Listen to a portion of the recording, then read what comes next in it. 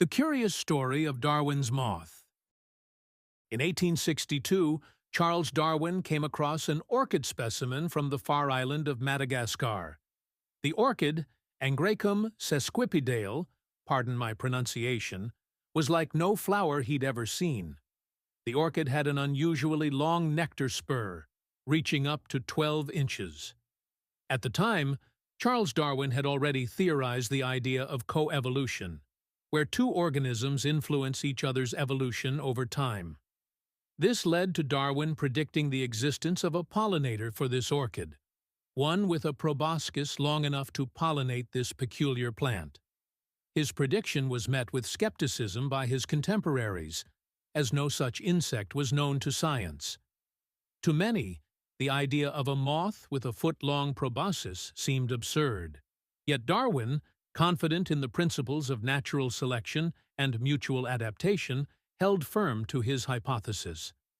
Nearly 20 years after Darwin's death, in 1903, entomologists identified Xanthopan morganae praedicta, now commonly referred to as Darwin's moth.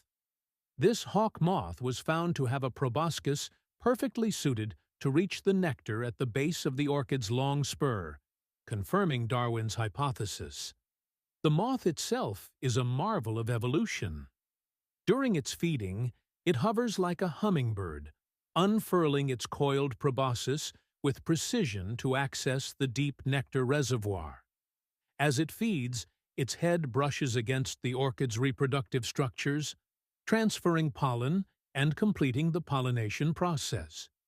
Its incredible features give the moth an evolutionary edge, allowing it to access resources unavailable to other insects.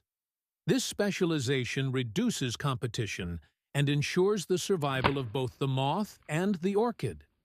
This discovery was monumental to Darwin's theory of coevolution and demonstrated the delicate relationship between two organisms vital to each other's survival.